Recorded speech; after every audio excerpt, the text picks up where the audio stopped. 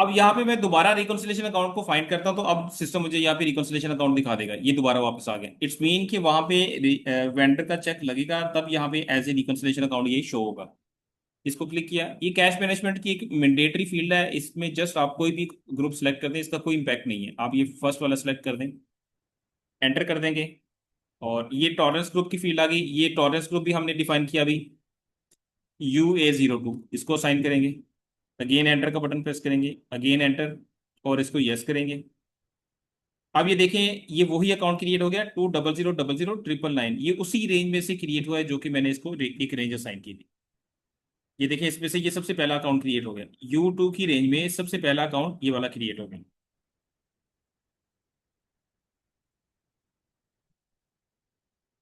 ठीक है, और ये हमारा ग्रुप।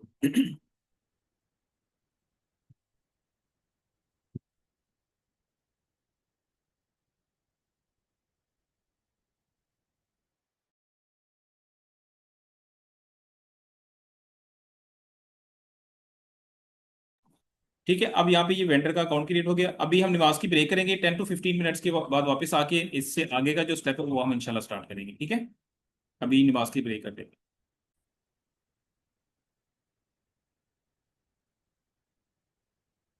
कंटिन्यू करें आगे।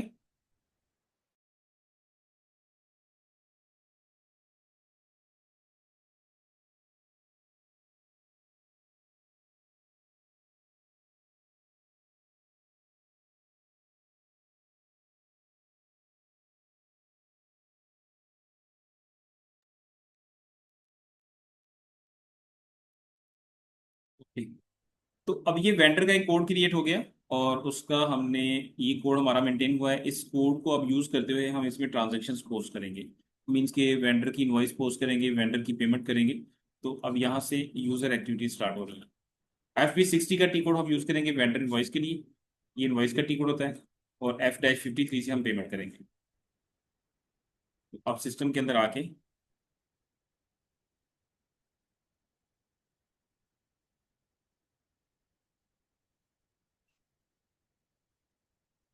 FB60 का टी कोड यूज करेंगे वेंडर इनवॉइस के लिए। यहाँ पे कंपनी कोड आ रहा है, UAF1 कंपनी कोड है हमारा। और यहाँ से वेंडर सेलेक्ट करेंगे, वेंडर का अकाउंट आएगा, जो अभी वेंडर हमने क्रिएट किया उसका अकाउंट यहाँ से सेलेक्ट करेंगे। कंपनी कोड की डाटा के अंदर आके यहाँ पे कंपनी कोड है UAF1। अब इस कंपनी कोड के अंदर जो भी वेंडर होगा सिस्टम मुझे दिखाएगा, यहाँ पे क्लिक करेंगे। अब इस कंपनी कोड में चूंकि एक ही वेंडर है यूनिवर्सल टेक्नोलॉजीज का, उसको मैंने सेलेक्ट किया। आज की डेट में एंट्री पोस्ट करते हैं। अमाउंट रख लेते हैं 10,000। वेंडर इनवॉइस का टेक्स्ट आ जाएगा। यहाँ पे हम कोई परचेज का GL भी ले सकते हैं, एक्सपेंस का भी ले सकते हैं। मैं एक परचेज का GL नया बना रहा हूँ, उसको अब यहाँ पे ऐड करेंगे। एक नया सेशन ओपन करते हैं। FS00 में आते हैं।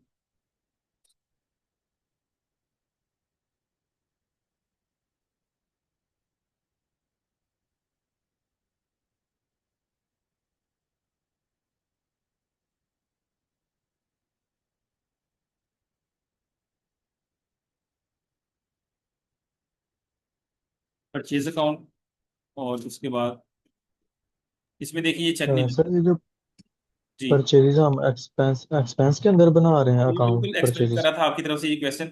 एसेट में भी क्रिएट हो सकता है। मैं एक्सपेक्ट कर रहा था आपकी तरफ से ये क्वेश्चन। एसेट में भी परचेज क्रिएट हो सकता है, इसमें भी हो सकता है, लेकिन यहाँ पे वो परचेज का अकाउंट है जिसको हम एक्सपेंस आउट करेंगे। इसीलिए मैंने यहाँ पे प्रॉफिट एंड लॉस की सिलेक्शन की है, बैलेंस शीट की सिलेक्शन नहीं की। अगर हम एसेट के अंदर क्रिएट करेंगे तो बैलेंस शीट की सिलेक्शन करेंगे, वो हमारा स्टॉक का अकाउंट होगा। परचेज अकाउंट से मुराद ये है कि जो हमारी जो हम परचेजिंग करते हैं, छोटी मोटी परचेजिंग करते हैं जो अपने एक्सपेंसेस के लिए करते हैं, अगर स्टॉक के लिए परचेजिंग करेंगे तो उसका अकाउंट हमारा एसेट के अंदर क्रिएट होगा। ठीक है। Okay sir.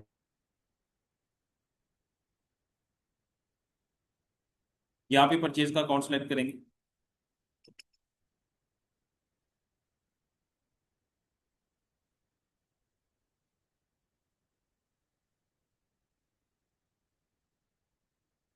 टेक्स्ट की field mandatory, and entry is required in the text field. Text की फील्ड को हमें फिल करना है, ये वही फील्ड स्टेटस ग्रुप जो हमने मेंटेन किया था उसके मुताबिक टेक्स्ट की फील्ड को हमने मैंडेटरी रखा है। तो वेंडर इनवॉइस का हम टेक्स्ट ऐड कर लेते हैं। और इसके बाद सिमुलेट करते हैं यहाँ से। ये एंट्री आ गई है, परचेज अकाउंट डेबिट हो रहा है और वेंडर क्रेडिट हो रहा है। इसको सेव करेंगे। मैं दो इनवॉइसेस पोस्ट करता हूँ, एक ही हम फुल पेमेंट कर देंगे, एक ही पार्शियल पेमेंट करेंगे। इसका लेजर भी मैं आपको दिखाता हूँ। ये वही अकाउंट सेलेक्ट कर लिया, स्टेरिक से अमाउंट सिस्टम, देखिए यहाँ पे अमाउंट एंटर करते हैं। तो अगर मैं यहाँ पे स्टेरिक लगाऊंगा तो सिस्टम यही वाली अमाउंट उठा के यहाँ पे भी अपडेट कर देगा। वो मैं अभी आपको सेलेक्ट करके दिखाता हूँ। यहाँ पे टेक्स्ट ऐड कर ले, अब एंटर किया तो सिस्टम ने ये अमाउंट यहाँ पे भी अपडेट कर दी। यहाँ से सिमुलेट करते हैं। सिमुलेट का पर्पस होता है डॉक्यूमेंट को पोस्टिंग से पहले एक दफा हम व्यू करना चाहते हैं, तो सिमुलेट पे क्लिक करेंगे। ये एंट्री आ गई, पर अगेन परचेज डेबिट और वेंडर क्रेडिट, सेव किया, दूसरी इनवॉइस होगी। इसका लेजर देख अच्छा लेते सर, ये हैं। भी एक ही लाइन में आ रहा है, डेबिट क्रेडिट? जी अच्छा सर, इसमें मेरा एक क्वेश्चन है। जी जी। ये वैलिडेशन और सिमुलेशन में क्या डिफरेंस होता है? एक एंट्री आप पोस्ट करने से पहले समटाइम उसको वैलिडेट करते हैं और उसके बाद पोस्ट करते हैं, और समटाइम आप सिमुलेट पोस्टिंग करने के बाद उसमें भी वही व्यू आ रहा होता है और उसके बाद भी पोस्टिंग होती है जो एक लेजर पोस्टिंग है। देखिए सिमुलेट या सिमुलेट करना या उसको वैलिडेट करना, इसका होता है कि पोस्टिंग से पहले आप उसको एक दफा व्यू करना चाहते हैं कि उसमें कोई अकाउंट या अमाउंट या डेट या आपकी कोई चीज एंटर जो आपने की है वो रॉन्ग तो नहीं है। ठीक है, उसको जस्ट हमने व्यू पहले इसलिए करना होता है। अगर आपने उसमें कोई चीज आपकी मिसिंग है, जैसे मैं आपको एक इनवॉइस पोस्ट करके दिखाता हूँ। नई एक इनवॉइस पोस्ट करते हैं, 20,000 के amount.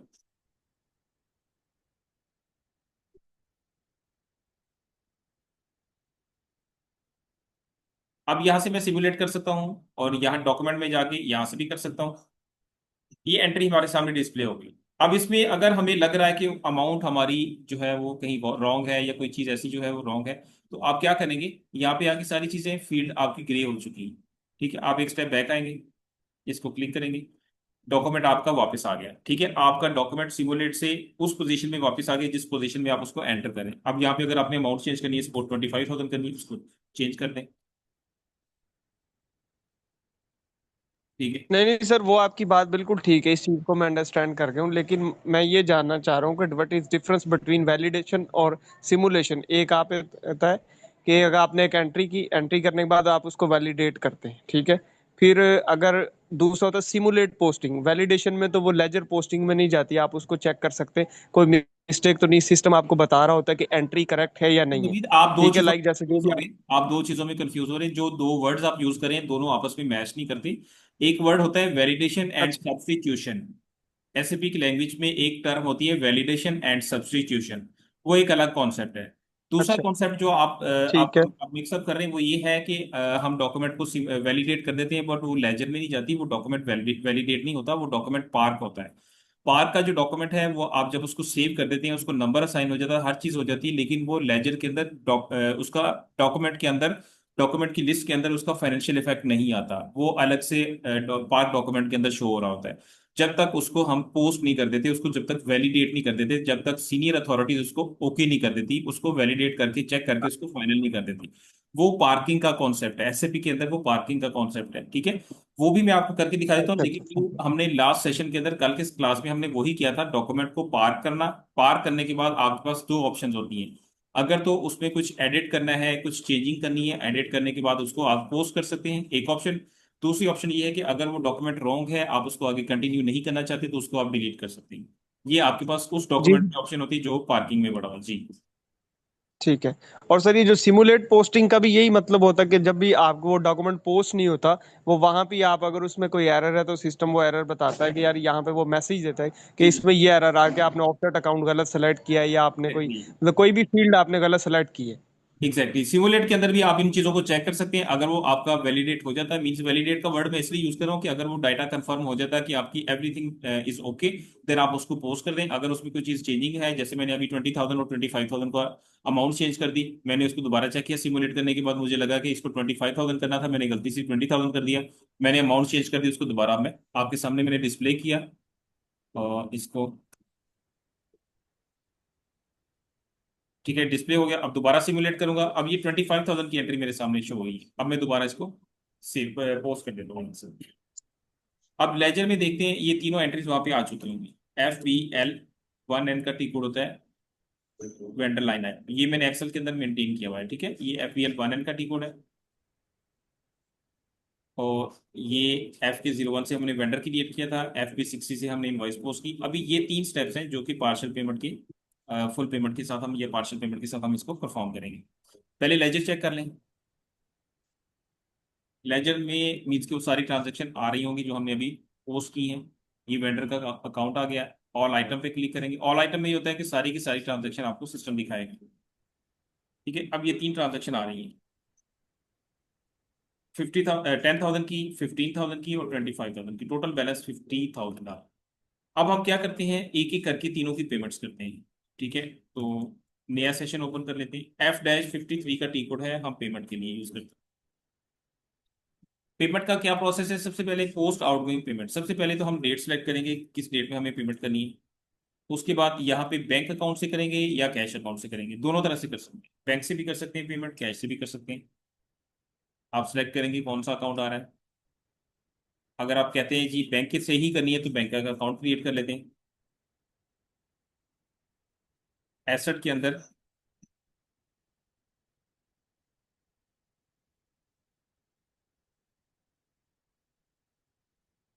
City bank account, suppose मैं ये सिटी बैंक अकाउंट बना रहा हूँ।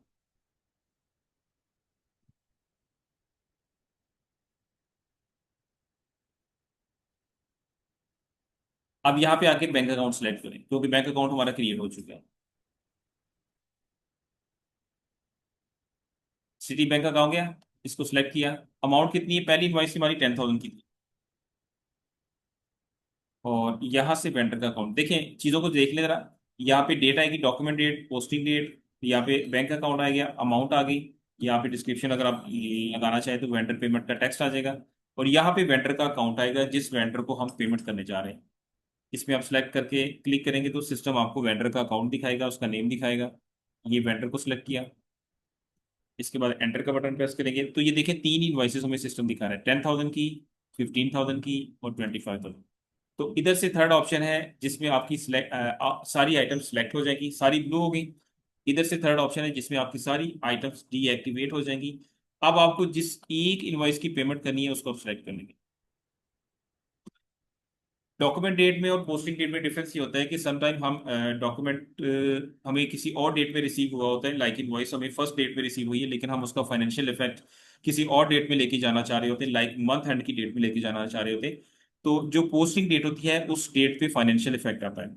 अगर आपकी डॉक्यूमेंट डेट कोई ऐसी डेट है जो कि आपकी रेफरेंस डेट है, जो आपकी किसी प्रीवियस मंथ की भी हो सकती, लेकिन आप उसका डाटा, उस ट्रांजेक्शन का जो फाइनेंशियल इफेक्ट है वो किसी और डेट में लेके जाना चाह रहे हैं, तो जिस डेट में फाइनेंशियल इफेक्ट लेके जाना चाह रहे हैं वो आपकी पोस्टिंग डेट होगी। अगर सपोज आपने 1 अगस्त डॉक्यूमेंट डेट सेलेक्ट कर ली और 31 अगस्त पोस्टिंग डेट सेलेक्ट कर ली, तो आपका डाटा जो होगा वो 31 अगस्त के अंदर डाटा उसका रिफ्लेक्ट होगा, 1 अगस्त के अंदर उसका फाइनेंशियल इफेक्ट नहीं होगा। नॉर्मली आप ये दोनों डेट्स को सेम रखते हैं। लेकिन अगर कभी कोई ऐसा सिचुएशन हो कि आपका डॉक्यूमेंट तो किसी और डेट में रिसीव हुआ है, आप डॉक्यूमेंट डेट को उस डेट, जो डॉक्यूमेंट डेट की फील्ड है उसमें वो डेट एंटर करेंगे जिस डेट में आपको वो डॉक्यूमेंट रिसीव हुआ है या इनवॉइस रिसीव हुई है। लेकिन पेमेंट डेट आप वो करेंगे जो कि, या पोस्टिंग डेट वो करेंगे जिस डेट में आप उसका फाइनेंशियल इफेक्ट या जिस डेट में आप उसकी पेमेंट करने जा रहे हैं एक्चुअल में। तो ये होता है। दोनों को सेम भी रख सकते हैं, डिफरेंट भी रख सकते हैं। 10,000 पे डबल क्लिक किया, एंटर्ड अमाउंट और असाइंड अमाउंट दोनों इक्वल होनी चाहिए। अगर ये दोनों इक्वल नहीं है तो आपकी एंट्री पोस्ट नहीं होगी। डॉक्यूमेंट में जाके टॉप से सिमुलेट करेंगे। अब यहाँ पे हमारी ये एंट्री आ गई, ये भी बेसिकली सिमुलेट है। जैसे हम एंट्री को पोस्टिंग से पहले व्यू करते हैं। ये देखिए ये वेंडर डेबिट हो रहा है और सिटी बैंक क्रेडिट हो रहा है, और ये 3 अगस्त में हो रहा है। ये सारी चीज़ें हम चेक करने के बाद इसको सेव करेंगे। अब क्या होगा, हमारी एक एंट्री यहाँ से क्लियर हो जाएगी, ग्रीन हो जाएगी, ठीक है। कि ग्रीन का अलग पोर्शन नजर आएगा, ये नीचे ग्रीन का शो। 10,000 की इनवॉइस उसकी पेमेंट हो चुकी है। 15 का डॉक्यूमेंट जो है वो पेमेंट का होता है। 19 का डॉक्यूमेंट इनवॉइस का होता है। KR की डॉक्यूमेंट टाइप वेंडर इनवॉइस की होती है। KZ की डॉक्यूमेंट टाइप वेंडर पेमेंट की होती है। 3 अगस्त के अंदर ये पेमेंट हो चुकी है। अब नेक्स्ट हम पेमेंट करते हैं। दो इनवॉइसेस हमारी रहेगी, उसमें से एक की जो है वो पार्शियल पेमेंट करते हैं और एक की फिर हम फुल पेमेंट कर देंगे। 15,000 नेक्स्ट इनवॉइस, यहाँ पे टैक्स आ जाता है। अब ये बैक स्पेस करके मैं सिलेक्ट कर रहा हूँ क्योंकि मुझे पता है कि मैंने अभी जो अकाउंट सेलेक्ट किए थे वो यहाँ पे वेंडर का अकाउंट था, ये बैंक अकाउंट था, ये अमाउंट आ गई, ये डेट आ गई। सब चीज़ों को मैंने सेलेक्ट करने के बाद एंटर का बटन प्रेस किया तो ये देखिए अब अंदर दो इन्वाइसेज रह गई। एक इन्वाइस की पेमेंट हो चुकी है। अब ये दो इन्वाइसेज हैं, 15,000 की और 25,000 की। अब 15,000 के अगेंस्ट मैं पार्शियल पेमेंट करूंगा, जिसका ये टैब है ऊपर पार्शियल पेमेंट। 15 पे आके क्लिक करेंगे। अब यहाँ से जो 15,000 की अमाउंट है इसको रिमूव करेंगे और इस पर डबल क्लिक करेंगे। अब यहाँ पे सॉरी, हमने इसमें प्रीवियस प्रीवियस चले इसकी फुल पेमेंट कर देते हैं क्योंकि इसमें हमने पिछली अमाउंट स्क्रीन पे 15,000 ही एंटर किया था। इसकी फुल पेमेंट कर देते हैं। मैं नेक्स्ट स्क्रीन में आपको पार्शियल पेमेंट, इस इनवॉइस की पार्शियल पेमेंट करके दिखाता हूँ। ये 15,000 हमारा पूरा सेलेक्ट हो गया, एंटर्ड अमाउंट और असाइंड अमाउंट। और इसको भी सिमुलेट करेंगे।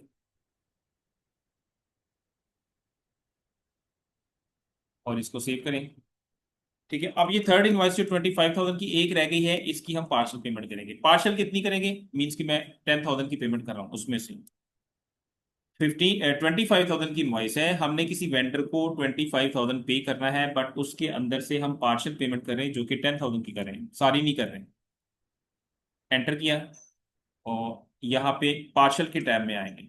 पार्शियल के टैब में आके ये पेमेंट अमाउंट को रिमूव करके इस पर डबल क्लिक करेंगे तो यहाँ पे देख सकते हैं 10,000 की अमाउंट पार्शियल अमाउंट आ गई, एंटर्ड अमाउंट और असाइंड अमाउंट इक्वल हो गई।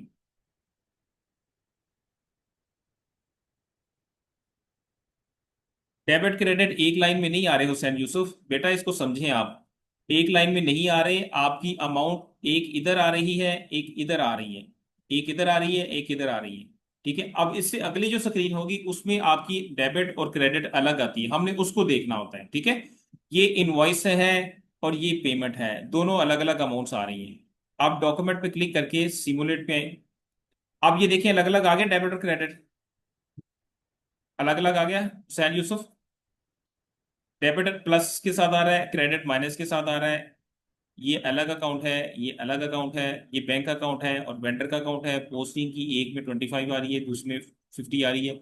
एक का सीरियल नंबर 001 है, दूसरी का 002 है, दोनों अलग लाइंस के अंदर आ गए। तो सर यूसुफ मुझे रिप्लाई कीजिएगा। इसको पोस्टिंग से पहले तो हमने इसको देखना कि क्या दोनों अलग अलग लाइंस में आ रहे हैं, डेबिट क्रेडिट।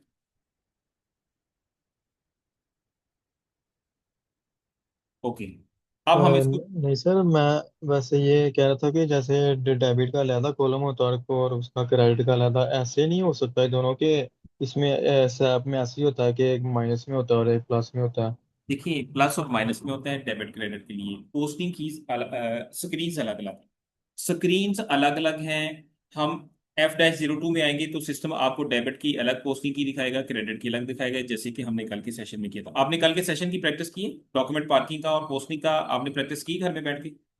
F-02 में है तो ये देखें, ये 40 की पोस्टिंग की अलग आ रही है, अकाउंट अलग आ रहा है। किसी भी अकाउंट को आपने डेबिट करना है, मैं वो अलग करके दिखा देता हूँ आपको। कल वाली एंट्री में रिपीट कर देता हूँ, एक्सपेंस की एंट्री में रिपीट कर दूँ ताकि आपको दोनों का डिफरेंस भी समझ आ जाए। मैं किसी भी एक्सपेंस को, रेंट एक्सपेंस को डेबिट करूँ, अब ये डेबिट की एंट्री अलग होने लगी। इसमें डेबिट क्रेडिट इकट्ठे नहीं है। 40 की पोस्टिंग की से GL डेबिट होता है, मैंने कल बताया था। एक्सपेंस को हम डेबिट कर रहे हैं, 20,000 की अमाउंट है और ये रेंट एक्सपेंस है। इसी तरह नेक्स्ट पोस्टिंग की 50 की, इसमें हम कैश के अकाउंट को क्रेडिट करेंगे।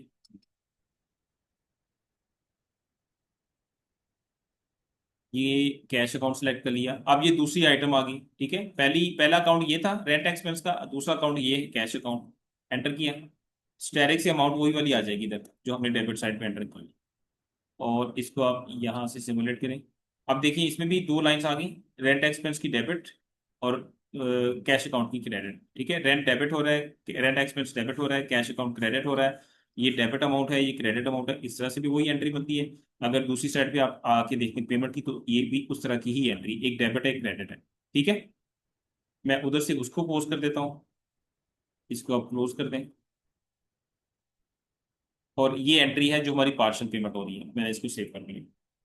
अब जब ये पार्शियल पेमेंट हो गई है 25,000 के अगेंस्ट, हमने 10,000 की पार्शियल पेमेंट कर दी है, तो अब कितनी पेमेंट रहेगी? 15,000। उसको लेजर में जाकर भी आप देख सकते हैं, यहाँ से रिफ्रेश करेंगे।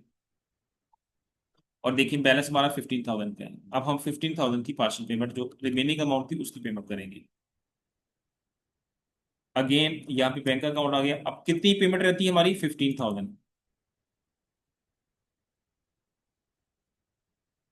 ये वेंडर का अकाउंट आ गया, एंटर किया। अब देखिए दोनों अमाउंट सिलेक्टेड है, 10,000 भी, 25,000 भी। 25,000 माइनस के साथ आ रही है जो कि इनवॉइस की थी, 10,000 प्लस के साथ आ रही है जो कि पेमेंट है। दोनों के डॉक्यूमेंट अलग अलग आ रहे हैं, दोनों की डॉक्यूमेंट टाइप अलग आ रही है, एक के आर के साथ आ रही है, एक के जी के साथ आ रही है। तो यहाँ पे हमारी एंटर्ड अमाउंट और असाइंड अमाउंट ऑटोमेटिकली इक्वल हो गई है। इसको भी आप सिमुलेट करेंगे। अब ये वेंडर डेबिट हो रहा है और बैंक क्रेडिट हो रहा है, ये हमारी पेमेंट हो रही है, इसको हम सेव करेंगे। अब सारा लेजर हमारा क्लियर हो जाएगा, मींस की सारी इनवॉइसेस जो रेड आइटम्स पड़ी हैं सारी क्लियर हो जाएंगी। अब कोई भी ओपन आइटम नहीं पड़ी। ओपन आइटम होती है जिसकी अभी पेमेंट करनी है। सारी ग्रीन हो गई, सारी अमाउंट्स ग्रीन हो गई, सारों की पेमेंट हो चुकी है।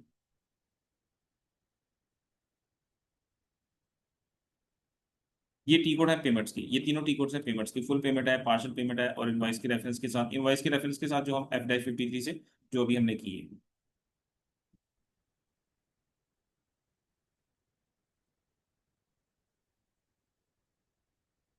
या था कोई चीज कोई पूछने वाली हो, क्वेश्चन कोई? आज के लिए इतना काफी, या आगे चलें?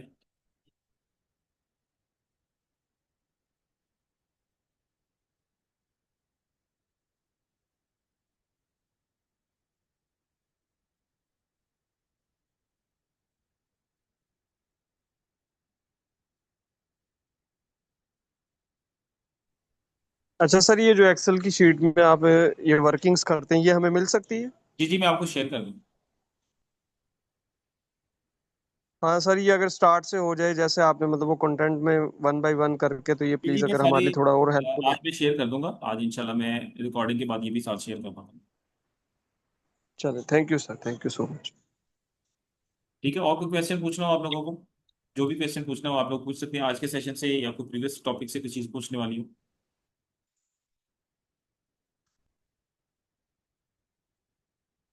सर आज के लिए इतना ही काफी। अभी हम देखते हैं मजीद, अगर इसकी प्रैक्टिस करके तो अगर कोई क्वेश्चन हुआ तो फिर इंशाल्लाह फिर आपसे। ठीक है, आप लोगों के पास नंबर अवेलेबल है एनी टाइम पूरी वीक में। जब भी आप लोगों को प्रॉब्लम आए आप मुझसे डिस्कस कर सकते हैं, व्हाट्सएप के ऊपर रिप्लाई कर मैसेज कर सकते हैं। ठीक है।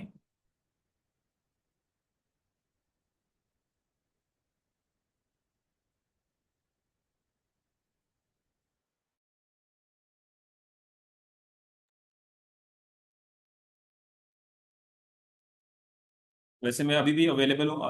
अभी हमारी क्लास में ऑलमोस्ट कंप्लीट होने वाली है, मैं अवेलेबल हूँ। अगर कोई चीज़ पूछनी हो तो आप लोग पूछ लें।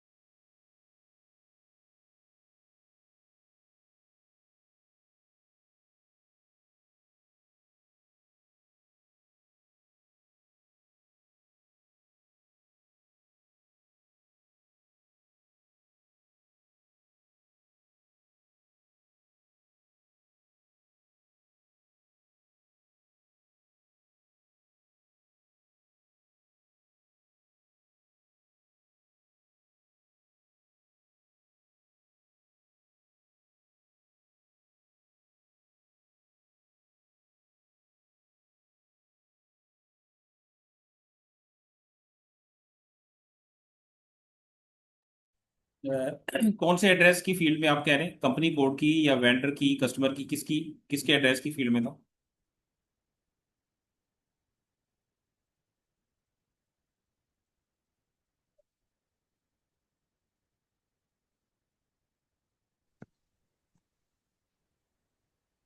कंपनी में भी आ रही थी जिसकी मैंने आपको पिक्चर शेयर की थी, और आज आई थिंक वेंडर वाले में भी आ रही थी, तो आप किसी में भी ऐड करते सेम ही हो गया आई थिंक। वेंडर की क्रिएशन के टाइम डाटा फील्ड FK01 में दोबारा देख लेते हैं कौन सा आप कह रहे हैं। ये इसमें बताइएगा यहाँ पे या नेक्स्ट स्क्रीन पे? सर नेक्स्ट, ये सर इधर ही आ रही है सेकंड लास्ट में, नीचे आइएगा। डाटा लाइन देखिए, ये तो आपके कस्टमर या वेंडर या कस्टमर का कोई भी डाटा मेंटेन अगर आपने करना हो तो डाटा लाइन, ये ऑप्शनल फील्ड नहीं है, सॉरी ये मैंडेटरी फील्ड नहीं है। आप टैली बॉक्स में, डाटा लाइन के अंदर, ईमेल के अंदर आपका वेंडर से रिलेटेड जो भी आपने इंफॉर्मेशन मेंटेन करनी है वो इन फील्ड्स के अंदर मेंटेन कर सकते हैं। ठीक है, अब टैली बॉक्स का कॉन्सेप्ट यूज बहुत कम यूज होता है, डाटा लाइन का कॉन्सेप्ट बहुत कम यूज होता है। लेकिन एक फील्ड है एसएपी के अंदर, स्टैंडर्ड की स्क्रीन के अंदर एक फील्ड है, अगर आप ऐड करना चाहें कर सकते हैं, अगर आप स्किप करना चाहें स्किप कर सकते हैं। अब जिसका एक्सटेंशन है, अब हर किसी वेंडर की एक्सटेंशन तो नहीं होगी ना, लेकिन एक फील्ड बना दी गई है, आप फील्ड के अंदर कोई डाटा एंटर करना चाहें कर रहे हैं, अगर नहीं करना चाहें इसको स्किप कर सकते हैं। लेकिन कंट्री की फील्ड मैंडेटरी, ये जो टिक का साइन आ रहा है इट्स मीन कि ये मैंडेटरी फील्ड है, ये आपको लाजमी फिल करनी है, इसके बगैर आपको सिस्टम नेक्स्ट स्क्रीन पे जाने के लिए अलाउ नहीं करेगा। अगर सपोज मैं एंटर करता हूँ तो सिस्टम ने मुझे इधर ही रोका है, और सिस्टम ने मैसेज दिया फिल आउट और रिक्वायर्ड एंट्री फील्ड, कि रिक्वायर्ड एंट्री फील्ड को फिल करें। अब अगर इसको मैं पीके कर देता हूँ, एंटर कर देता हूँ, तो सिस्टम मुझे नेक्स्ट स्क्रीन पे ले जाएगा। इट्स मीन कि बाकी सारी आप देखिए इसमें बहुत सारी इंफॉर्मेशन है, टेक्स्ट नंबर 1 2 3 4। ठीक है, ये एक एक फील्ड आपके लिए इंपॉर्टेंट होगी, उन लोगों के लिए, उन कंपनीज के लिए जहाँ पे ये चीजें मेंटेन हो रही हैं। QM सिस्टम 2 है, ठीक है, ये फ्रेट ग्रुप है, लोकेशन नंबर 2 है, ये सारी चीजें इंफॉर्मेशन मेंटेन करनी जरूरी तो नहीं है, लेकिन अगर आप किसी कंपनी के अंदर मेंटेन करना चाहें, किसी वेंडर का डाटा मेंटेन करना चाहें आप कर सकते हैं, अगर नहीं करना चाहें तो उसको आगे लेके कंटिन्यू कर सकते हैं। ये मीन्स कि मैंडेटरी फील्ड्स नहीं है ये।